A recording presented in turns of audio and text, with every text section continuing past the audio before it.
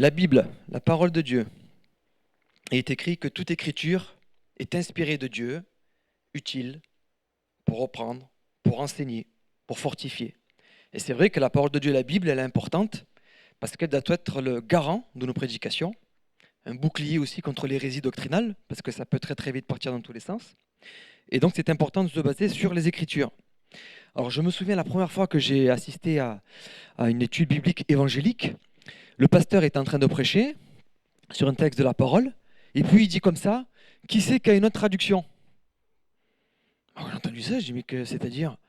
Donc lui il avait la S21, puis il y a un chrétien qui lève la main, il dit ben moi j'ai la Semeur. Ok, elle dit quoi la Semeur? Elle dit ceci, puis un autre il avait la Tobe, puis un autre, et je trouvais ça dangereux.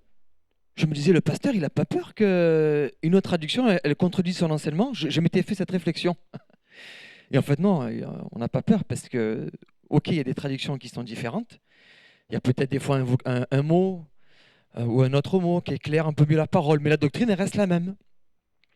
Et bien, c'est exactement pour ça que les témoins de Jéhovah, eux, ils ont fait leur Bible. Une Bible unique qui s'appelle la traduction du monde nouveau, parce qu'on va voir qu'elle est clairement orientée sur leur doctrine.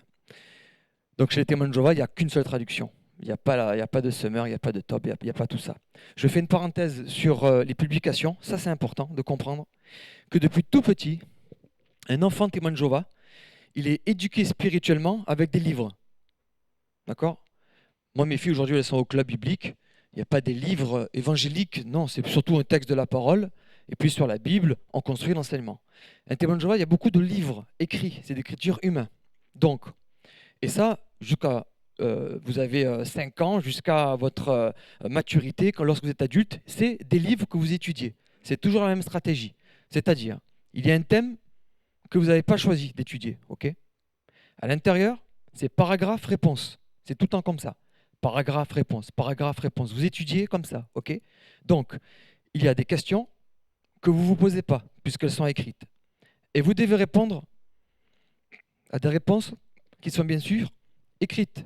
Donc vous surlignez la réponse et vous dites la réponse qui n'est pas la vôtre à la question à laquelle vous n'êtes pas posé et à la notion d'étude que vous n'avez pas voulu étudier.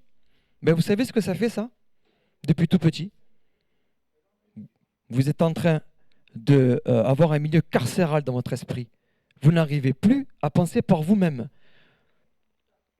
Donc ça, c'est dangereux. Paragraphe, question, paragraphe, question, paragraphe, question.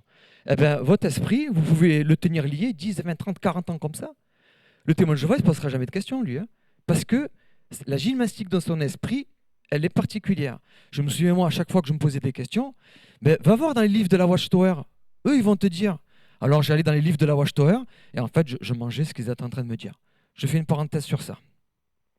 Mais c'est pour ça qu'un témoin de Jéhovah, il est endoctriné. C'est très très dur pour lui de son esprit de penser autrement que d'aller vérifier dans les publications des témoins de Jéhovah. Donc c'est une stratégie qui marche. Hein. Pour endoctriner quelqu'un, c'est le top de faire ça. On pourrait se dire, bon, ben, eux, ils ont leur traduction de la Bible, elle est unique, mais c'est la même que la nôtre. Non, non, c'est pas du tout la même. Et on va rentrer, et là, je vous invite vraiment à noter, parce que c'est là où vous allez pouvoir toucher les témoins de Jéhovah en leur disant que leur Bible à elle, elle est falsifiée et clairement orientée sur leur doctrine. N'hésitez pas à poser des questions, hein, si vous avez, n'hésitez pas. Tous les chrétiens connaissent cette histoire, et je crois même pouvoir dire que le monde entier connaît cette phrase, que celui qui est sans péché lui jette la première pierre. Cette histoire, elle est magnifique parce qu'il y a une femme qui est prise en flagrant délit d'adultère, elle est amenée au pied du Seigneur, et puis il y a tous les pharisiens et les personnes avec des pierres prêtes à lapider, parce que dans la loi de Moïse, c'était écrit, qu'il fallait lapider une telle femme. Donc là, ils se sont dit à Jésus, on va le coincer, il ne pourra pas s'en sortir. C'est soit oui, soit non, mais il ne pourra pas s'en sortir. Et là, Jésus ne dit pas oui, il ne dit pas non, mais bien plus encore. Il va dire que celui qui est sans péché lui jette la première pierre. Et cet enseignement, il est merveilleux parce que ça inhibe tout regard qu'on aurait, nous, en tout cas, de condamnation sur un frère ou une sœur, sous prétexte qu'elle ne observe pas la loi. Jésus, lui, alors qu'il était parfait, et alors qu'il aurait pu la lapider, il ne l'a pas fait, que celui qui est sans péché lui jette la première pierre. Eh bien, qu'ont fait les témoins de Jéhovah avec cet enseignement? Ils l'ont supprimé. Ça n'existe plus. Lorsque vous prenez Jean chapitre 8, vous voyez, vous arrivez directement au verset 12 ici. C'est-à-dire que de 1 à 11, ils l'ont supprimé. Ils ont enlevé 11 versets. Bon. Alors, il faut savoir quelque chose, c'est que là, c'est la traduction révisée de 2018. Dans toutes les anciennes traductions, il était ce passage. Et dans la traduction révisée de 2018, ils l'ont enlevé. Et les témoins de Jéhovah ne sont pas au courant de ça. Donc, moi-même, lorsque j'ai vu ça, ça m'a choqué. J'ai dit, on peut lever 11 versets comme ça dans la parole de Dieu, surtout un tel enseignement. C'est extraordinaire. Alors, les témoins de Jéhovah vont dire, ce passage-là, de 1 à 11, il n'est pas contenu dans tous les codex. Ok, c'est vrai. Et donc, ils l'ont supprimé, supposant même qu'il est apocryphe, cet écrit. Donc, cet écrit-là, il ne sera plus jamais enseigné chez les témoins de Jéhovah. Et il va être considéré comme apocryphe, pas inspiré de Dieu. Pourtant, on arrive vraiment au verset 12. Donc, ça veut dire que de 1 à 11, ça existe. Et eux, ils l'ont supprimé. Alors, je me souviens avoir une discussion avec un témoin de Jéhovah. Alors, j'ai bien annoncé le truc.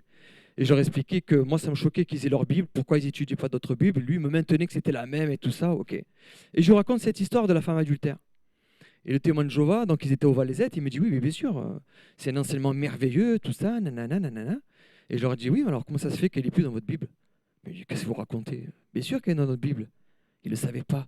J'ai dit, ben les yeux, regardez. Il prend sa Bible, il arrive à Jean chapitre 8, verset 12. Ils ont été complètement ébranlés par rapport à ça. Donc ça, vous pouvez toucher les cœurs des témoins de Jéhovah en disant, on n'a pas le droit, sous prétexte qu'on est une religion, qu'on a le droit de faire sa Bible, de faire un peu ce qu'on veut. On lève des passages, vous allez voir tout ce qu'ils ont falsifié. Donc voilà, de 1 à 11, ben, ça n'existe plus pour eux. Marc chapitre 16, versets 9 à 20.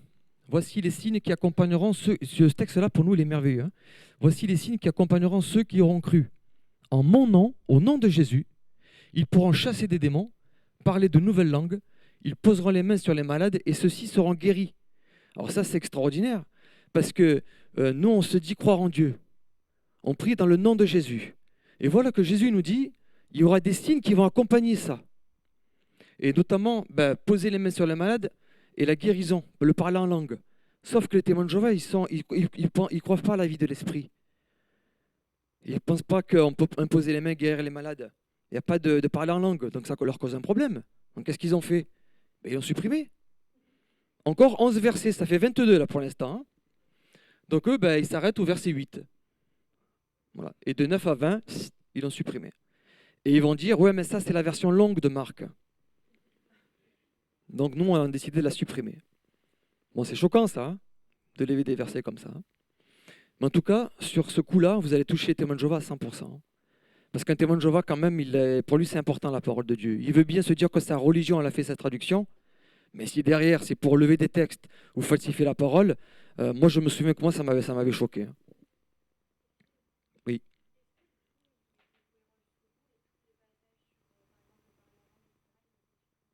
Non, parce qu'ils n'ont pas pu tout supprimer, parce que là, tu lèves tout le Nouveau Testament. Et mais ils vont dire qu'eux sont cessationnistes. Tu vois, il veut dire que tout ça, c'est mort aux apôtres. Dans l'apôtre est mort, donc il n'y a plus de vie de l'esprit. Mais ils n'ont pas pu tout lever non plus. Oui.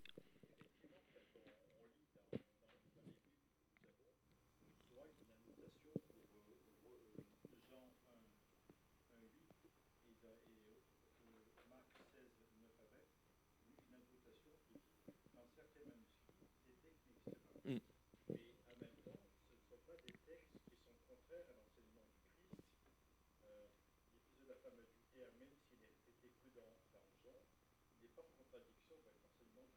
Oui. Mm.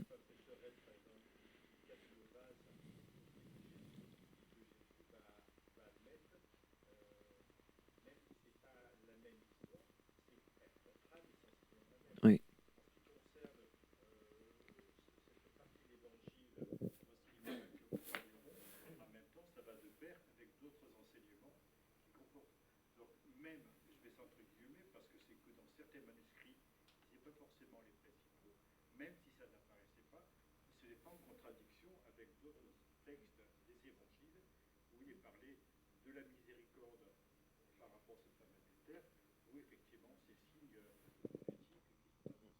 Tout à fait.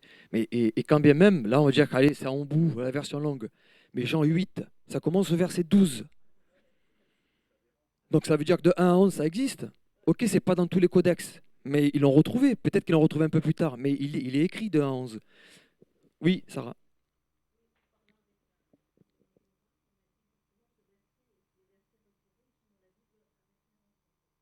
la référence? Ça n'existe pas. Et surtout, Jean chapitre 8, ça commence au verset 12. Donc ça veut dire que de 1 à 11, ça existe. Et on l'a retrouvé. Et eux, dans leur dernière version, parce qu'avant, ça y était. Hein. Moi, à mon époque, il y avait des prédications sur la femme adultère. Hein. Mais tous les témoins de Jéhovah ont été choqués de ça. En tout cas, ceux qui l'ont appris. Parce que bien sûr, ils n'ont pas créé sur tous les toits. Ah oui. Et aujourd'hui, ça ne sera plus jamais enseigné, cette histoire, puisqu'elle n'est plus dans leur Bible. Donc, ils n'enseigneront plus. Donc ça aussi, c'est important de dire, votre Bible, attention, parce que vous avez levé ce merveilleux enseignement que le monde entier connaît. Ça commence au verset 12. Comment se fait-il que dans vos anciennes traductions, il y était? Pourquoi vous l'avez levé? Parce que la vérité, c'est qu'ils excommunient, avec l'ostracisme derrière. Donc ce passage, ça ne leur convient pas du tout. Parce que Jésus il est en train de montrer qu'en fait, on est tous excommuniés aux yeux de Dieu. On est tous lapidés finalement. Mais que lui, il pardonne. Jésus a dit, je ne suis pas venu pour condamner, je suis venu pour sauver. Et ça, c'est l'enseignement qui est merveilleux. Mais comme un témoin de Jéhovah est excommunié, il lapide en vérité, hein, parce qu'il brise les familles, ben, du coup, ça ne leur convient pas. Donc oui, ce n'est pas contenu dans tous les codex, on va le lever. Bon, je trouve ça un peu tiré par les cheveux comme réponse. Hein. Mais là, vous allez toucher les témoins de Jéhovah à 100%. Y a pas... Ça, c'est très important. Jean 1,1. Au commencement, la parole existait déjà. La parole était avec Dieu et la parole était Dieu. Verset 3. Tout a été fait par elle, par la parole. 14. Et la parole s'est faite homme. On va essayer de mettre en lien, en miroir, Genèse chapitre 1. Au commencement, Dieu créa les cieux et la terre. Il dit que la lumière soit, et la lumière fut. Donc, Dieu au commencement, comment il a créé le monde? Par la parole. Il dit, et la chose arrive. On est en train de nous enseigner que cette parole qui a tout créé, puisqu'il est écrit tout a été fait par elle, elle s'est faite chair, elle s'est faite homme en Jésus-Christ. Donc Jésus est la parole de Dieu faite chair. Donc sur la terre, lorsqu'on regarde Jésus dans les yeux, qui on croit qu'il est? Un homme? Un ange? Il est qui? Il est bien plus que tout. Il est la parole de Dieu qui a créé l'univers en chair et en os. C'est ça hein, que ça veut dire. Hein. Bon, les témoins de Jéhovah, ça cause un problème pour eux. Parce que pour eux, Jésus n'est pas Dieu. Natacha la rentrera tout à l'heure, il est l'archange Michel. C'est un ange. Donc qu'est-ce qu'ils ont écrit? Était un Dieu, avec un D minuscule. D'accord? Parce que pour eux, si la parole est Dieu, ben, ça ne va pas avec la doctrine. Donc ils ont écrit, et la parole était un Dieu, avec un D minuscule. Bon, sous-entendu, c'est la divinité, mais bon, voilà, c'est quand même pas le Dieu qui a tout créé, alors qu'il est écrit, tout a été fait par la parole de Dieu, comme dans la Genèse il est écrit, et que cette parole, elle s'est faite chair. Non, parce que Natacha rentrera tout à l'heure dans le théos et le haut théos. Parce que bien sûr, ils vont l'expliquer, ça, un Dieu. Hein. Ils vont l'expliquer. Théos, haut théos, Natacha va rentrer dans le théos et le haut théos tout à l'heure. Mais là, c'est théos, oui. Non, sous-entendu, c'était, oui, on va dire que c'est un Dieu, comme on est tous fils de Dieu, tu vois, voilà, ou quand il est écrit, vous êtes des dieux avec un D minuscule. Là, vraiment, l'idée, c'est de dire, c'est un petit Dieu, voilà, c'est pas le Dieu Tout-Puissant, voilà, c'est pas le Yahweh. C'est ça qu'ils sont en train de dire. Donc, toi, quand tu lis ça, ben, tu te dis, ok, c'était un Dieu. Mais moi, ça m'a branlé, ça, quand je lisais Jean 1,1. Parce que c'est plus cohérent de dire, au commencement était la parole était avec Dieu. Et oui, ben, la parole de Dieu, c'est Dieu. Moi, quand je vous parle, le son, il rentre dans vos oreilles. C'est ma parole. Mais c'est moi ou c'est pas moi? Bah oui, c'est moi. Ben là, il est en train de dire que la parole de Dieu qui a tout créé, elle s'est faite homme, au verset 14. Enfin, c'est facile à comprendre. Mais un témoin de Jéhovah, lui, comme ça ne va pas dans ses, dans ses doctrines, oui, Apocalypse. On lui ajoutera les fléaux. Mais c'est ce qui se passe avec les témoins de Jéhovah. Ils sont en train de couler.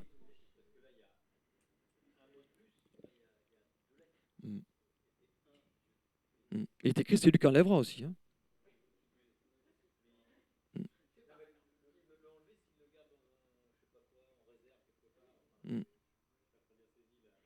Il y a une Bible de référence. Ouais. Ou alors, il faut aller sur le YouTube, cliquer sur des liens. C'est pas la Bible papier, si tu veux. C'est plus compliqué. Mais en tout cas, sur ça, référence par référence, il est écrit un Dieu avec un D minuscule. Pourquoi? Parce que pour eux, vous allez voir que l'idée, c'est d'abaisser Jésus. Il y a Jéhovah qui est au-dessus de tout, et Jésus il doit être en dessous. En fait, cette organisation, elle a délogé Jésus de la droite de Dieu, en fait, c'est ça. Dans l'esprit d'un témoin de Jéhovah, Jésus il est en dessous de Jéhovah, alors qu'en fait, il est à sa droite. Il est glorieusement, il est son égal. Alors là, on rentre dans des choses uniques. La seule Bible au monde, la seule traduction au monde qui a fait ça, quoi. Jésus leur dit, en vérité, je vous le dis, avant qu'Abraham soit né, je suis. Et là, ça va déclencher la colère des pharisiens, parce qu'il est en train de dire qu'il est le je suis, vous savez, du buisson ardent, là. Lorsque Moïse, il dit, quel est ton nom? Il dit, ben, tu diras, je suis, m'a envoyé. Et là, Jésus, il dit, je suis. Et là, ils ont voulu le lapider, et Jésus est obligé de s'enfuir. Qu'ont fait les témoins de Jéhovah? Et c'est la seule traduction au monde, hein, c'est à qu'eux. Hein. Ils ont été écrits, j'ai été. Ils ne peuvent pas marquer je suis. Et non, parce que c'est le je suis de l'Ancien Testament, le Yahweh, qui a parlé dans les buissons ardents. J'ai été. Jean 8, 58. Romains 14, 8. Il y a tellement de textes falsifiés, j'en ai pris quelques-uns, mais je pourrais vous faire 1 heure de cours sur ça. Ainsi, soit que nous vivions, soit que nous mourions, nous appartenons au Seigneur. En effet, Christ est mort et il est ressuscité. Il est revenu à la vie pour être le Seigneur des morts et des vivants. Bon, là c'est clair. Qu'ont fait les témoins de Jéhovah? Nous appartenons à Jéhovah. Ils ne peuvent pas dire que leurs fidèles appartiennent à Christ, parce qu'eux, ils sont voués à Jéhovah. Donc là, ça leur cause un problème. Il faut savoir quelque chose, c'est que dans le Nouveau Testament, il n'a pas le tétragramme qui a été retrouvé écrit dans le Nouveau Testament. Ça n'existe pas. Il n'y a pas Yahweh, il n'y a pas Jéhovah, il n'y a pas tout ça. Les témoins de Jéhovah, ils l'ont mis plus de 100 fois, le tétragramme, dans le Nouveau Testament. Donc, quand c'est Seigneur, ils mettent Jéhovah. Quand c'est Christ, ils mettent Jéhovah. En fait, ils s'arrangent un peu par rapport à la doctrine. Vous voyez? D'autant plus que le verset 9, il dit en effet, c'est-à-dire que ça apporte une valeur au verset 8. Christ est mort et il est revenu à la vie pour être le Seigneur des morts et des vivants. Donc là, on parle vraiment de Jésus. Mais eux, ils ont mis qu'ils appartiennent à Jéhovah. Ils ont mis le tétragramme ici, alors qu'il n'y a pas de tétragramme dans le Nouveau Testament. Et puis, il y a quand même usurpation d'identité entre le Père et le Fils. Là, on parle de Jésus. Eux, ils parlent de Jéhovah. Alors que si vous prenez le grec, c'est Kyrio, c'est Seigneur. Il n'y a pas de tétragramme. C'est le grec qui le dit. Nous, on n'a pas à changer les écrits qu'on a retrouvés. Donc, les témoins de Jéhovah, qu'est-ce qu'ils vont vous dire là? Oui, mais comme nos premiers écrits, ils sont du 4e siècle, nous, on dit que les écrits originaux, il y était le tétragramme. C'est ça qu'ils disent. Donc, en fait, c'est nous qu'on a la bonne traduction. En fait, on va replacer le tétragramme comme il était dans les écrits originaux. Parce qu'on n'a pas les écrits originaux. On a les écrits du 4e siècle. Okay, voilà le raisonnement. Donc, à partir de là, dès qu'il y a Seigneur, ils peuvent mettre Jéhovah sans problème parce qu'ils disent qu'en fait, il y était. Bon.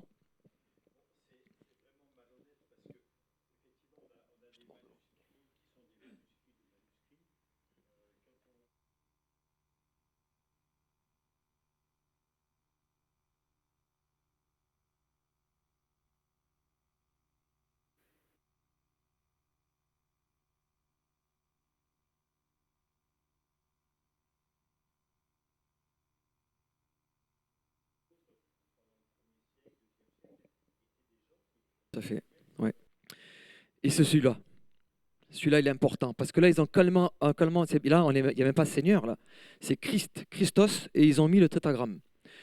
Donc, 1 Corinthiens 19, il est écrit « Ne provoquons pas Christ, comme certains d'entre eux l'ont fait, si bien qu'ils sont morts victimes des serpents. » Donc là, on parle d'une histoire qui s'est passée dans l'Ancien Testament. Okay, donc eux, ils disent, puisque c'est une histoire de l'Ancien Testament, non, là, on parle de Jéhovah. Parce que c'est l'Ancien Testament. Sauf que, au verset 4, Paul, il enseigne que le rocher qui suivait dans le désert, c'était Christ. C'est ça qu'il est en train de dire. Il est en train de dire qu'en fait, le Yahweh de l'Ancien Testament, c'était en Christ, donc il continue son raisonnement. Donc au verset 4, il est écrit que le rocher qui suivait les Israélites, c'était Christ. Et il a dit, donc ne provoquons pas Christ, comme eux, ils l'ont fait. Parce qu'il est avec nous. Mais eux, ça ne les arrange pas. Ne provoquons pas Jéhovah, comme certains d'entre eux l'ont fait. Ils ont mis le tétragramme, ils ont enlevé carrément Christon. Alors que c'est le Strong 5547, il me semble. Et quand vous prenez le verset 4, que le rocher était Christ, c'est aussi le Strong 5547. Là, il n'y a pas d'ambiguïté. C'est Christ qu'il fallait écrire, et ils ont écrit Jéhovah. Oui.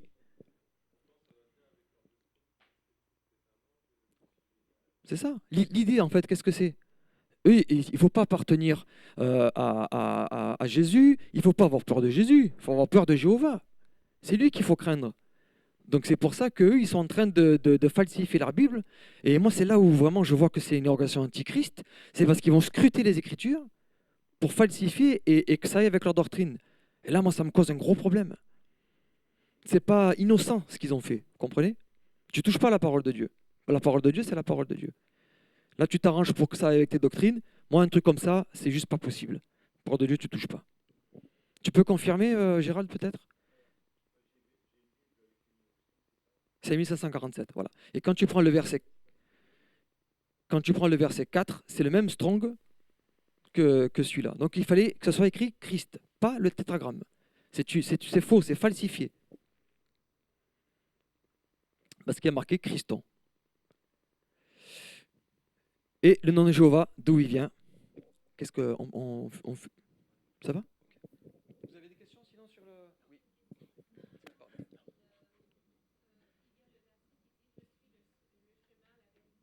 Oui. Oui.